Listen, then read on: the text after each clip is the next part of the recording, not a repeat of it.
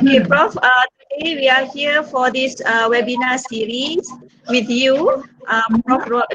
Ruhaya Atan. I am Dr. Cik Ma from Renew office. Just a brief introduction of Prof. Ruhaya. She has been with us for 30 years, teaching in Faculty of Accounting, UITM, until retired.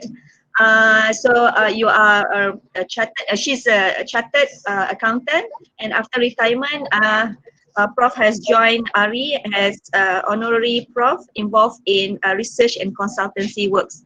So today we are here for research webinar topic, public university third stream income generation through university holding companies. I think in layman words, you are going to teach us how to make money. Yes, inshallah. Yeah, inshallah. Yes.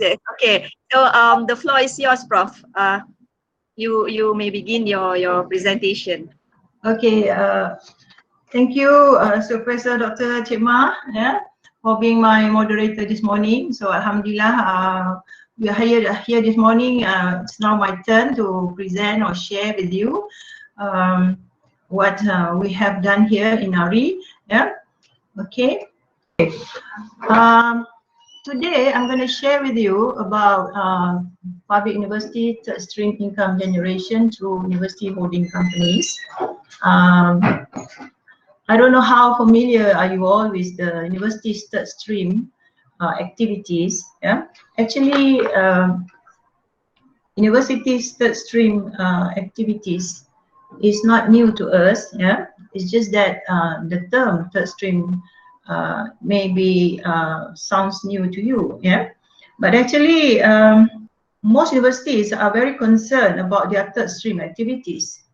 If you read the literature, actually, there is a definition of third stream activities is being defined as concern with generation, use, application, and exploitation of knowledge and other university capabilities outside academic environment. So actually, without realizing it, we are actually exploiting our knowledge and using our capabilities outside the university. A lot of us have done this actually. Okay. And today I hope after my presentation, all of us understand what we mean by third stream activities. And to be more specific, I'm talking about third stream income that the university can generate. Okay. So imagine as a university, we are full of knowledge. We have a lot of assets. We have great assets. We have skills. We have knowledge. We have creativity. We have research and development. We have innovations. All this. We should use them to harness wealth. Okay. So we must harness our knowledge to create wealth. So I think all of us are very knowledgeable and have a lot of capabilities, and given the opportunities, we can produce a lot more than we can think of. And of course, this will benefit the university as well as the economy, as well as the community, the society, and the whole country actually. So this is my outline. I think I have a lot to share with you, but I'm not going to delve into too much of technical things. So I hope I can make you understand what we mean by university's third stream income generation. Okay, so let us begin with the Malaysian Education Blueprint. So I'm sure you are very familiar with this, where the Malaysian Education Ministry came out with this blueprint, hoping that universities will carry them out till 2025, and we are now halfway through. And the ministry laid out 10 shifts, and what I'm going to talk about today is about shift number 5, that is financial sustainability. What is the aim of financial sustainability? It's actually to ensure long-term financial sustainability of the higher education system. And well, anywhere, finance is very important. Yeah, what more if you're in a very big organization? Okay, and university, just like any other organization, must ensure that they achieve their goals. Yeah, they must have sufficient fund. They must have sufficient money to guarantee that they produce sufficient income and also to invest in future academic and research activities. Yeah, and of course, you know, the function of university is academic and research activities. Yeah, and in addition to that, I will talk about more is that university has a role to play, yeah, to the society as well as to the economy. Okay, so this is very important when we talk about financial sustainability of university, because we want to survive like forever, yeah, never ending. We never heard of any public university being closed down, yeah, so we need to have financial sustainability to survive. Okay, so we are talking about third stream income generation. Why do universities need to enhance income generation? Okay, but I think what is the main function, yeah, of third stream income is actually it seeks to encourage a culture in university of enterprise and entrepreneurism. Yeah, so third stream is actually involved with commercial activities. So if you look at this framework from the Purple Book, which is produced by the Ministry on enhancing university income generation, yeah, if you look at the current status, normally what is our main stream of income? The biggest bulk comes from the government, yeah, and the second stream is from the tuition fees. This is how we get the money. And the third stream, other than from the government fund, other than from the tuition universities, the rest are considered as the third stream income. Yeah, so actually third stream income has a function, yeah, whereby we encourage the university to have a culture of enterprise and entrepreneurism. Yeah, we always say that we want to produce graduates not to work for others but to employ others. So this is a good means, yeah, how we can inculcate this kind of culture, yeah, among our community in the university. And of course, yeah, with such a culture, yeah, this sort of culture will result in commercial activities, which of course will benefit the university and of the economic benefit of the state, the country, yeah, as a whole. Okay, but to what extent have we put up or have we done our role in this function is for you to answer actually, yeah, because later I will share a little bit the results of our research. Okay, and I'm not going to talk about other third stream income today because I think the last presentation by Dr. Dalila, she has also touched something on wakaf, yeah, and today I'm going to concentrate on the holding companies, right? Public holding companies in a university are governed by the provisions of the Finance Ministries Act. So actually, I want to talk about the previous slides, but it's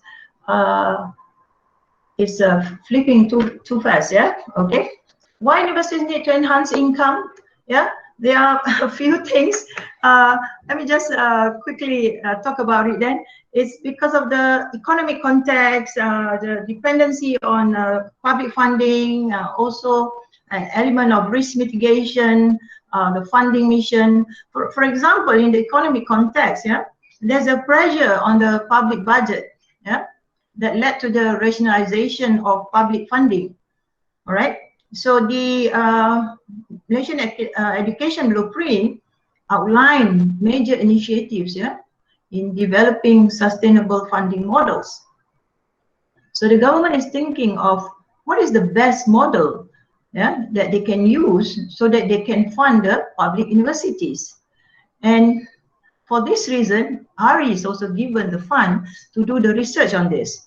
Okay, and then the next reason why university need to enhance the income is dependency on public funding.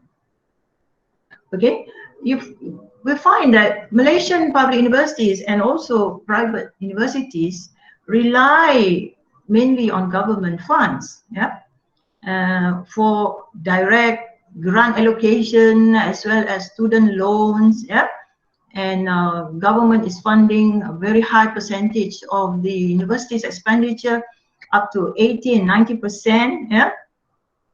And of course, as a country, the government has a lot of other things to fund as well. So the ministry wants universities to reduce the dependency, yeah, and start finding alternative sources of income, right, to make them stronger, more flexible, and financially sustainable. Okay, and also why university need to enhance their income is because of it is best to spread the risk in sourcing funds. Yeah. Okay, it is better to have more than one or two main sources of income, and then you can have a better things or even more things that you can do.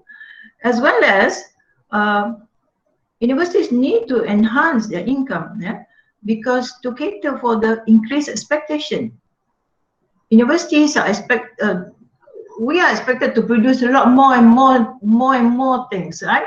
Like having a high ranking in not only in the country but all over Asia and all over the world. So we need to be involved in many strategic initiatives. Yeah. So if we have our own income, then we can have more things to do. We can do more things. I mean, yeah.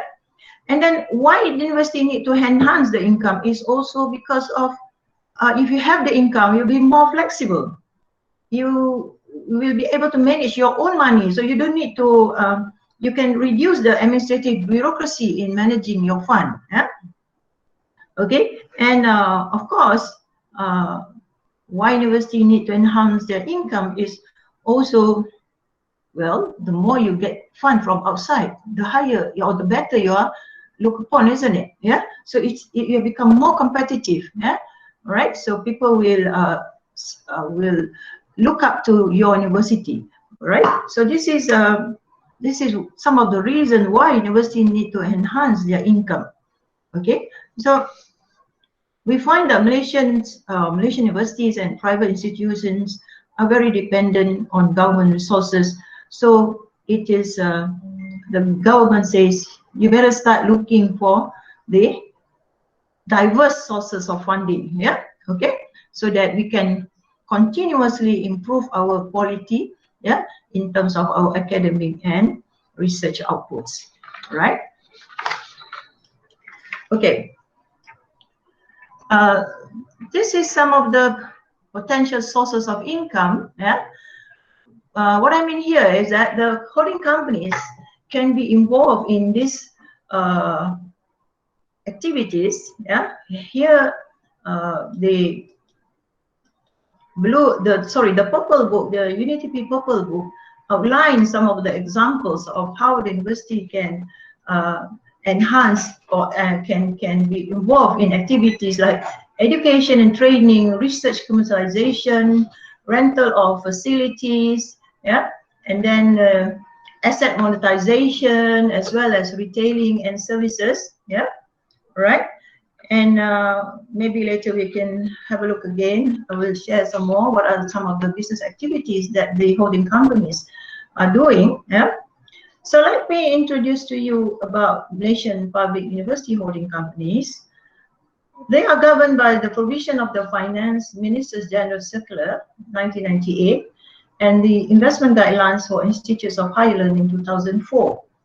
And Section 4A1 of the University and University College Act 2012, yeah, further provides that universities may establish or form companies under the Companies Act 1965 to operate and be involved in any activities planned or initiated by the universities. So it is clearly said here that universities can establish companies, yeah, and do some commercial activities. Okay, but this is very important that holding companies, so PUHC stands for Public University Holding Companies, is treated as a separate entity. So the setting up of the companies or the holding companies is a mechanism that protects public universities from exposure to high level of legal and financial risk.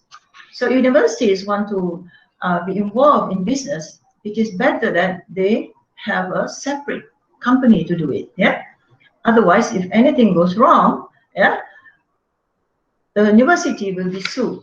Okay, so this is not good, right? So a holding company is formed as an investment holding company whereby subsidiaries are established to operate the business. Okay, and such business structure, that means having a holding company, and holding company have many subsidiaries to operate the businesses. It is a best structure. Yeah, it's always a good business structure which is capable to provide optimum safeguard to university. So this is to ensure that holding company adheres to the original purpose of its formation and in line with the university's mission. Of course, holding companies are formed with the university's mission, right? Okay. Next, let me talk about how public universities contribute to the university. Okay. So, public university holding companies are mainly owned by the universities, the public universities. So what does it mean? It means that the capital comes from the university. Okay, so when the university is the main shareholder, then we expect the university to make profit and give the university dividends. So holding companies contribute to university financially in the form of dividends. However, if only the holding company makes profit. But if they don't make profit, they will not be able to declare dividends. Okay, so it is very important that the main reason for the university to establish holding companies is also to generate income. So how do universities generate income? One is from the dividends. So if the holding company doesn't make profit, then there will be no income coming to the university. Okay, but of course there are other forms of monetary contributions that holding companies can give to the universities, right? Yeah, examples given here is the royalty payments for universities degree programs managed by the holding company. You find that this is the easiest that the sort of business that holding company can do is offering programs that the university already have. Yeah? It's like the franchise programs, for example, is the university's program, yeah, but produced or carried out by others, yeah.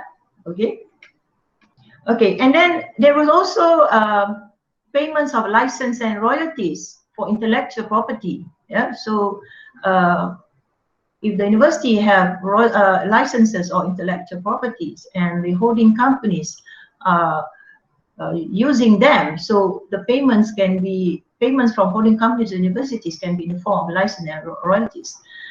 And the next example can be rental of facilities owned by the university. We have a lot of assets. We have a lot of buildings, for example, or machines or labs, for that matter. We can rent these facilities, and who is doing the business? The holding company. So the holding company can rent from us, yeah, and pay the rent to the university. So this is another form of monetary contribution that holding companies can give, right? And Other forms can be in terms of services for the management of facilities or the services to the university at a discount. And you find that holding companies are also contributing in terms of social responsibility funds, where the faculty sometimes run programs and activities, or the student affairs run programs and activities, and they seek some funds or sponsorship from the holding companies. So this could be a form of contribution. Yeah, okay. And the holding companies actually, yeah, have a role in adding value to universities through asset monetization, because sometimes you find that university have a lot of assets. Yeah, we have a lot of, like, for example, the either land, yeah, or old buildings, okay, or underutilized buildings. Yeah, so the holding company can help the university, yeah, by turning this into money. Yeah, so the university can also appreciate the contribution of the holding companies, yeah, through value creation. Yeah, okay, right. So these are some of the contributions that holding companies provide to the universities. So we have a lot of assets, I said earlier, yeah, and of course, some of the things that I didn't mention yet, which is very important, is enhancing knowledge. So when we have all these programs, yeah, like commercialization of our products from the research and development and the innovations that come out from universities, if the holding companies can generate or make money out of it, yeah, it is a great contribution as well. Yeah, which sometimes it is difficult to say or to quantify, yeah, or to put in money terms. Yeah, how much is the contribution that holding companies are giving to university? Yeah, it's not just the university, but of course to the students, to the academics, yeah, and the universities' reputations, and that's very important as well. Okay, so it's not easy to count how much contribution the holding companies is giving to the university. So if we understand the role of the holding companies, yeah, we will appreciate a lot more how much the holding companies actually can contribute to the university. Okay, so the next thing I want to talk about is the study. Yeah. So I want to share with you what one of the studies that done by ARI, which is commissioned by the Ministry of Education, then now it's the Ministry of Higher Education, yeah, is analysis of financial performance and governance of holding companies and subsidiaries of 20 public universities. I'm sure this is also an initiative from the blueprint, where the ministry want to find out what's the performance of the holding companies so far. Yeah, perhaps there wasn't any research done before on looking at what is the performance of public universities. As you know, we have 20 public universities, and so far every university have their holding companies, and the holding companies have their own subsidiaries, but how have they performed so far? Yeah, so this is the research that we have done previous year, and the significance of this study is actually we want to ascertain the effectiveness of the holding companies in generating income from commercial activities, and the income, the public universities, yeah, are seen as the mechanism to generate the income and to reduce the dependency of government funding. So it is important to ensure that the companies keep the objectives of their formation, yeah, in line with the university's mission, and also besides utilizing the knowledge, expertise, research, and access capabilities. So the main function of the universities along this line. So we want to make sure, are they functioning as such? And of course, yeah, we also want to see holding companies are also safeguarding the universities from undue exposure to high level of risk and high level of legal and financial risk. So this is why the study is carried out, yeah, and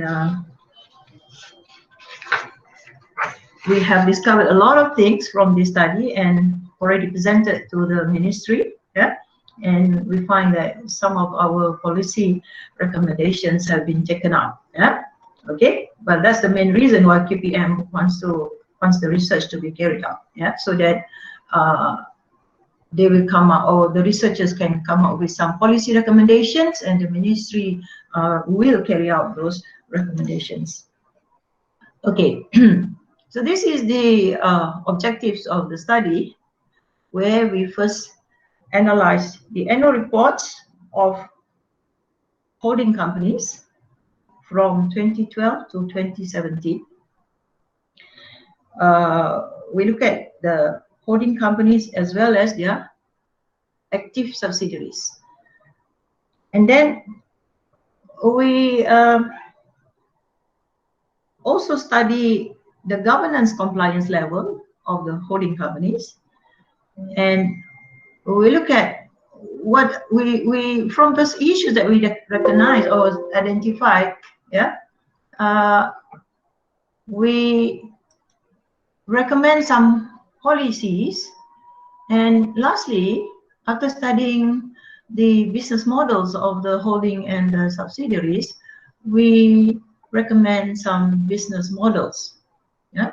So the research methodology, we carried out, of course, first we analyzed the financial statements, yeah, and then financial statements 6 years for 107 companies actually. And we interviewed the holding companies' top management, and of course, we also interview the public universities' top management. Yeah, so these are some of the photos, yeah, where we did the visits, when we did the visits, yeah. And lastly, we also try to benchmark some of the best practices. The number of companies involved are 23 holding companies, yeah, because we have there are some universities having more than one holding company, so it becomes 23. Here we can note that UTM specifically has 4 subsidiary companies. They are registered separately, so that's why the total holding company becomes 23. And from that 23 holding companies, there are 98 subsidiaries, and we did not we exclude the inactive subsidiaries. So in total, we look at 107 active companies. Okay, so if you look at the formation of the holding companies, yeah, the earliest one were in 1992, yeah, and up to 2012, there's no more companies being formed. Yeah? So this is some of the example within the years. What are the companies that have been formed? Yeah, yeah, somewhere here. Yeah, okay. And the holding companies mostly carry the name of university as well. Or here, there's Intecma. Here, there's one of the business activity, the earliest business activity by UITM. We have Intecma here. Yeah, the universities normally carry the university's name as well as holding company. Yeah, but when they have their subsidiaries, they will use other names. Okay, so let's go on to the main findings. Yeah, actually, I have a lot to share in the main findings, but I'm going to go quickly. Yeah, the main findings are in this 4 major areas. So let's look at the business structure and the size of capital. Yeah, the holding companies and the subsidiaries were categorized into 3. First, the investment holding. So there are 6 of them. Investment holding also conducting their own business, 13 of them. And we also found out that there are 4 registered business as a separate entity. Okay. And in terms of business clusters, right? the Green Book identified 5 clusters, but of course when we study the real activities of the subsidiaries as well as the holding companies, we came up with another category which is called fall under others. Yeah, and you find that nearly 50% of the companies are classified in this sector. Okay, so let me just quickly mention what does this involve. Yeah, when you talk about service consultancy and advisory activities, yeah, they are mostly about project management, retail and trade, healthcare, students placement, allocation of internal control, installation, yeah, technology transfer service, yeah, printing service, production and distribution of film and documentaries, and 51 companies are clustered under this cluster. Okay, right? Maybe I should show this a little bit later, but just to share with you that within these 3 different types of business structure, investment holding that have their own business and also registered business. When you look at their paid-up capital, of course, investment holding company have a high amount of capital, yeah, compared to investment holding that conduct its own business, but more the registered business entity, which is much smaller in size. And by that, yeah, you can see easily that the bigger the capital, the better is their revenue. All right. So from here, we can see that what sort of business structure holding companies should form to bring more revenue. Basically, we say investment holding, isn't it? Yeah. As it is, the investment holding shouldn't be doing their own business. Yeah. Or investment holding shouldn't be registered as a small entity like this. Okay. So what are the sizes of their paid-up capital? Yeah. So here we put up the amount of capital more than 10 million. Yeah. So who is in this category? So these 4 universities, and the capital between 5 to 10 million. Yeah. And then this another 6 universities put up capital for their holding companies between 1 million to less than 5 million. And of course, this 4 universities put up capital less than 1 million. So there is no fast and fixed rule how much capital you need to pump into your holding company. But as you can see, the capital plays a big role. Yeah, if you have bigger capital, perhaps you can generate more revenue. Okay, so basically, I just list down here some examples so you can see the investment holding companies. Yeah, their paid-up capitals are quite large. Yeah, compared to investment holding that owns or conducts their own business. Yeah, and what more, if you look at the registered business as an entity, the capital is very much smaller. Okay, right. So as a part of the study, we need to do, or we need to come out or identify the issues, yeah, and come up with recommended policy. So I'm just going to go through quickly. So these are some of the issues as far as the business structure and capital size is concerned. So there are a variety of business structure, yeah, that affects the legal protection of the company or the university. That is very important. Yeah. When you form the university holding companies, you must make sure that the university, the business is of separate entity to avoid any legal implication on the university. And there are various business clusters, as we have seen earlier, and some holding companies having too many subsidiaries. Yeah, and of course the size of the paid-up capital and high dependency on additional funding from university. So you find that even holding companies are very dependent on the university for funds. Okay, so by that we recommend some policies. Yeah, For example, these recommendations apply both to the ministry as well as to the university, yeah, where they have to look again at the regulations or the guidelines on the formation of the business structure. And later I will show you some of the recommended business model, yeah. And we also recommend that there should be a policy in determining what business clusters, yeah, the holding companies should be involved. Yeah. We should capitalize on the expertise and the resources that we have in the university, yeah, that will enhance the holding company's business. Yeah. And there should be a limit to the number of subsidiaries based on the performance of the companies.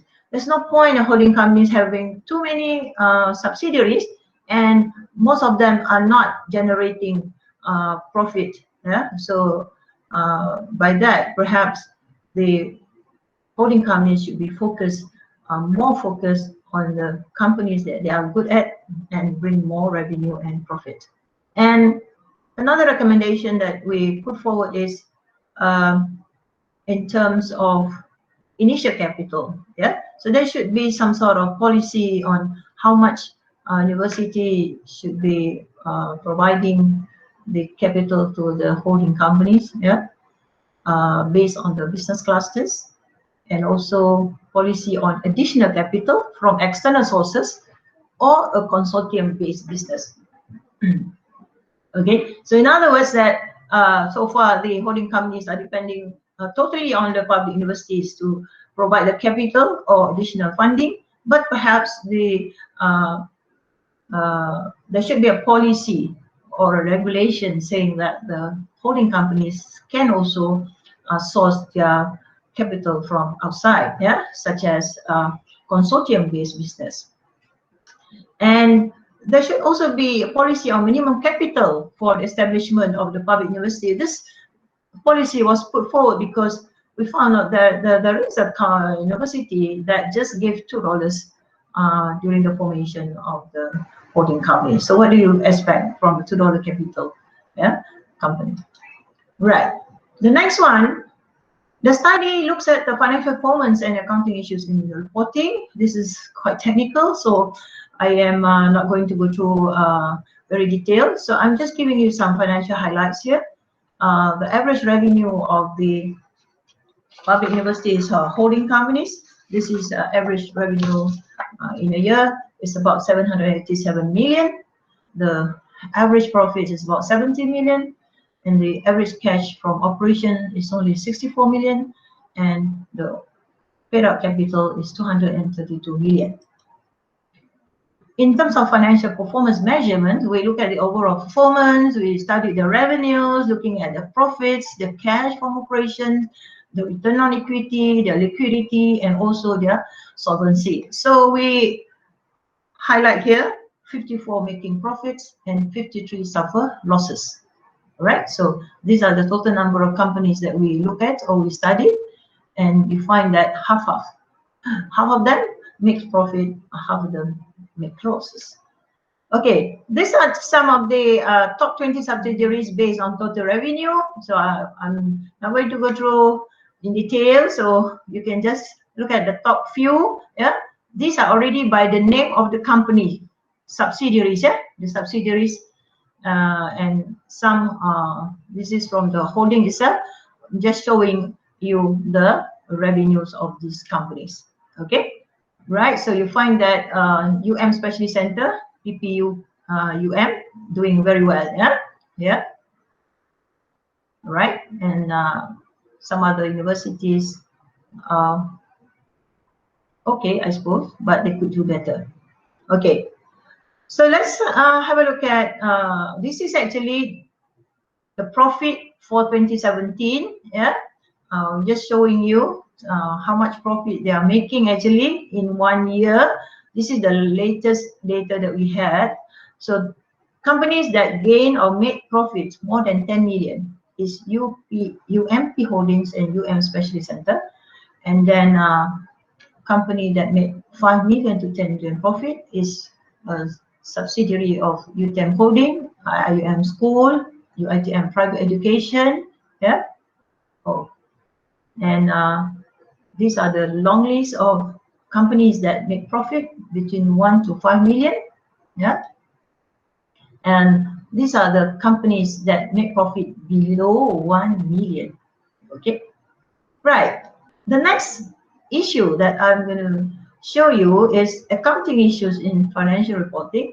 And this is also very technical, so not all of you understand these terms. Yeah. But these are some of the policy that we recommend based on the issues that we highlighted in financial reporting. Right?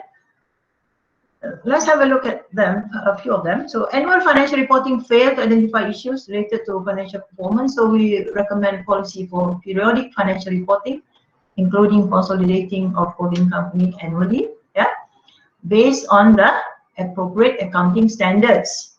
And that should be presented to the university's board. Yeah, okay.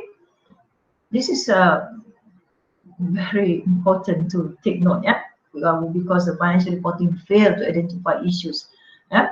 And then there's also an issue of significant business transactions between the subsidiaries and holdings that affect the overall financial performance. So there should be clear policy on significant transaction, for example, asset impairment, revaluation, capitalization of liabilities, yeah. And that should be presented to the technical committee that comprises of relevant experts, because this involves decision, yeah. And we have to remember that whatever decisions is taken to deal with this kind of transaction will affect the performance of the company, yeah. Okay. Like fair valuation of the assets, yeah. Who are the experts involved? Yeah. Do we know who? Do we know the proper policy and also the basis for the valuation of the assets? Yeah, because this will affect our profit figure, as well as impairment. Yeah, impairment is also very important that we have a proper policy. Yeah, because these have implications on our profit as well. Okay. And the risk of non-performing receivables, and many other intercompany transactions. Okay, because intercompany transactions can have legal implication by the Indian Revenue Board. So we require policy on formal agreement for the intercompany transactions to avoid risk of transfer pricing that has legal implications. And then other issues like financial performance of most subsidiaries with small capital is distressing in addition to high management costs. So we said earlier, if the company is not performing, yeah, so maybe the holding companies and the university also have to decide, yeah, whether the business should be carried on or not. And then there are other things involved, that there is no clear policy, yeah, okay, like the type of business that support research and commercialization activities do not perform well. So there should be policy to enable public universities holding companies to focus on licensing research and products to others, and the cooperation in promoting these products should be made jointly with the Petty Research and Innovation. So it's the way how we do the business that matters. Yeah. So we better have a look at the procedures and the policy on this to enhance our commercialization of our products. Okay.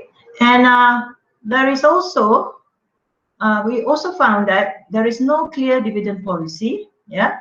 And we find that many holding companies do not pay dividend to the universities. Right? Okay, let's just go on. Accounting issues are very technical, so let me proceed with compliance to corporate governance. This is also another objective of the study, to look at to what extent the holding companies comply to the governance. So as far as governance is concerned, we refer to the UniTP Green Book, yeah, and of course other documents. And looking at the compliance, there's we find that these are in red. So 4 over 23 comply, yeah. That less than 30% are from university management and LPU member. Okay, right? And these are the number of board of directors that involved, yeah, in holding companies. And you find that the requirement that there's no representative from Ministry of Government, it's okay, 17 of 23 complied. The chair of the LPU is not the chair of the holdings. Yes, good. Yeah, most of them complied. So sometimes you find that the chairman of the university's board of directors is also the chairman of the holding. Yeah. So where is the independence of it? Yeah, when decision making is concerned. And university management and other LP members is not chair of holding. Yeah. So you find that not all comply to this. So still we find that the chairman of the holding companies is from the university management or from the board of directors of the university, which is not a good governance. Okay, less than 30% are from university management LP members. So this is not being complied with. What does it mean? It means that the members of the board of the holding companies are made up of university management and the university's board member. So which is not good. Okay, so the holding companies and also the universities have to look again, yeah, into this aspect, yeah. And as far as other factors of good governance, yeah, you find that a lot have not complied, yeah. They should have audit committee or risk committee or investment committee, yeah, remuneration committee, okay, and other committees. So some of them comply and some of them don't. So I would say that if the company is too small, perhaps they don't have all these committees in their board. Okay. So some of the governance issues that we identified. Okay. There is no mandatory requirement for the holding companies to comply to the ministry's guidelines. Yeah. So there should be a clear policy and mandated on the holding companies to comply with governance requirements. Okay.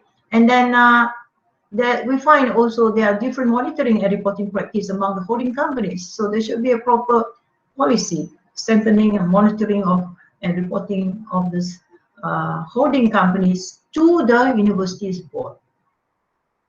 Okay, and also there should be punitive policy on the holding company's board of directors in the event of non-compliance with governance. Yeah, that, well, we say that if you have poor governance, you will not perform well. So in order to perform well, you have to have good governance, right? And the next issue is lack of regular monitoring of performance and governance compliance. So there should be policy on this and mechanism for evaluating effectiveness of the board. So this is also an important issue where the members of the holding, the board members of a holding company must show that they perform well. Okay, because it is the responsibility to ensure that the holding companies perform in doing their business. So that we recommend there should be monitoring policy through the board effectiveness assessment that should be implemented on all the board members of the university holding companies. Okay, so they should know the roles and their responsibilities. So it is important to know, to choose the right people to be in the board of the holding companies. Yeah. Okay. Right. So the next findings that I'm going to share with you is the proposed business models. Yeah. So from this study, we recommended 4 business models. Model 1 is investment holding company, where it is focused more on the external business, yeah, and then investment holding company focus on internal business, and then we have the company limited by guarantee or company limited by shares, yeah, that focus on educational sectors. right? So this is the recommendation. Suppose this is the best one, yeah. Investment holding, where they have the subsidiaries under the holding company. The subsidiaries report direct to the holding company, okay. And then when we say external focus business, means the subsidiaries focus on external business outside the university. What happened at holding companies, university holding companies are relying a lot from the university businesses, okay, right? So if our holding company is well managed, yeah, the market is so wide outside the university, so we can get better business outside, yeah. And then holding companies comply to specific governance to increase accountability, and the public universities holding companies use existing university resources and expertise based on agreed customer value proposition concept at arm's length, yeah. So when you do business, it must be at arm's length, like the normal open market, yeah, okay. And holding companies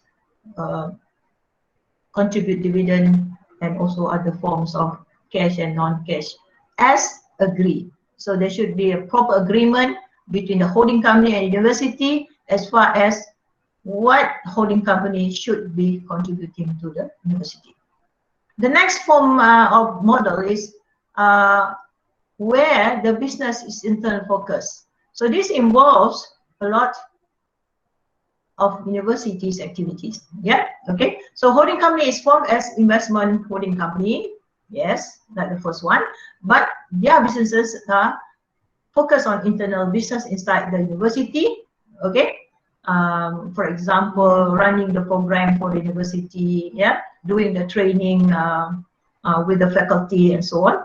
And there should be a proper monitoring and reporting line there, where we suggest that we should go direct through the technical committee first, yeah. And then this can increase the governance aspect of it to be more accountable. And of course, they use the existing resources. Again, it is at arm's length, yeah, because when you do business, you should be thinking of making profit, and for that matter, you have to be more open to it, yeah. So the contribution is similar. The company is expected to give dividend as well as other forms of contribution.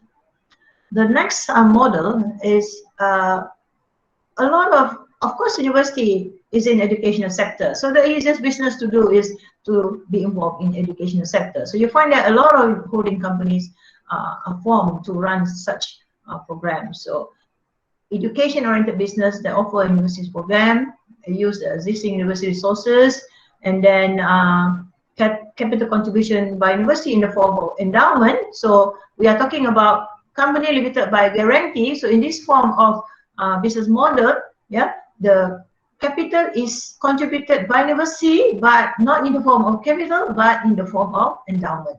Yeah, okay. And there should be a line here where reporting to the Deputy Vice Chancellor. Okay, so but very important, the two parties must have agreement through memorandum of agreement between the company and the university related to cash contribution by PUSC to university, yeah, to say how much they should contribute. For example, a good example here is UTM Space and Putra Business School. They are registered as Companies Commission under Companies Commission Malaysia as company limited by guarantee, yeah. And then they apply for tax exemption from Inland Revenue, yeah, because they say that their money will be given back to universities. So they want tax exemption from IRB. Okay, so this has to be very clearly made between the university and the holding company and also the Inland Revenue, right? But then again, this form of business, they still operate separately from the holding company. Okay, and the last model we recommend is registered company registered as company limited by shares. Yeah,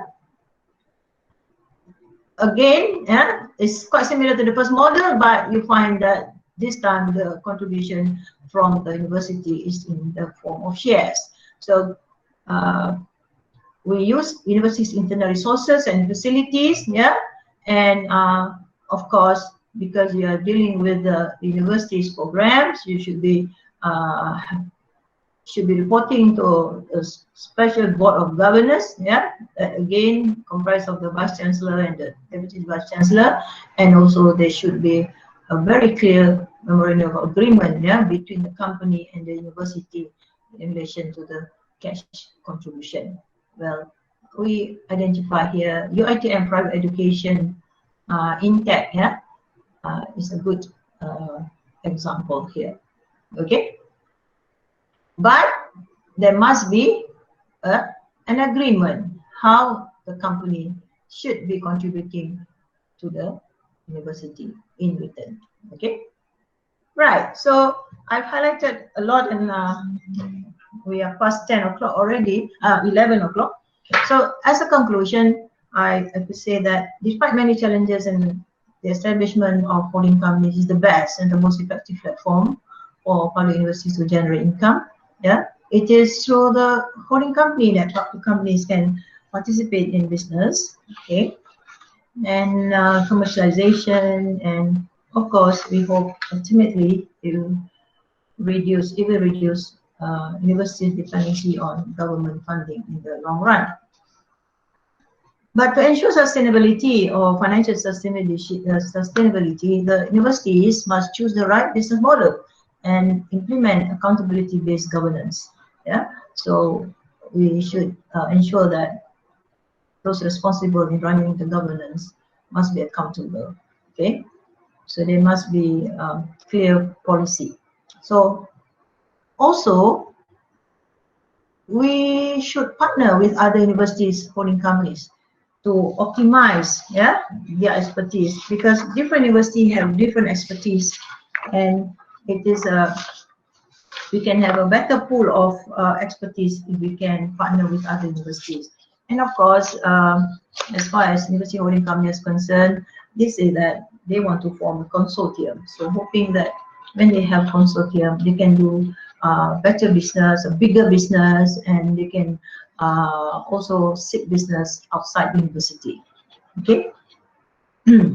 And there should be more collaboration with venture capitalists for the purpose of commercializing research products. Yeah, so we don't have to rely on the universities to provide the money. So we should look for venture capitalists. I'm sure there are a lot of examples from different universities that have successful venture capitalists. Yeah, because as we know, we have a lot of expertise within our universities, and of course, we have to evolve. Yeah?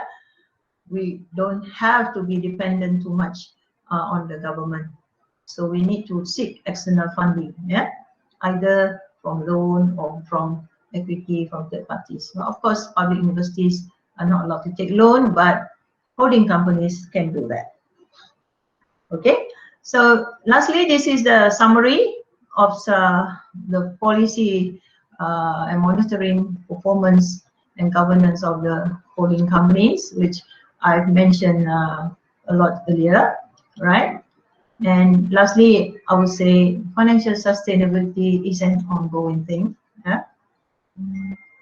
You have to think again, now that we have COVID-19, and COVID-19 is also affecting universities' financial sustainability. So look at this news, yeah? Even Cambridge universities are seeking support from the government, and also UK universities, yeah? Some of them will go bust, yeah, if they don't get government funding. So it is very important that we have to start thinking of looking for third stream income. Yeah, so we have to think of other means of getting fund. I just want to share with you, as far as COVID-19 is concerned, how it affects us all, the universities, the public or the private universities. Under the government Pelanjana Semula Ekonomi Negara, Penjana, ya. Penjana has 40 initiatives worth 35 billion, yeah. And maybe good news for all universities, 2 billion allocation is for upskilling programs, yeah.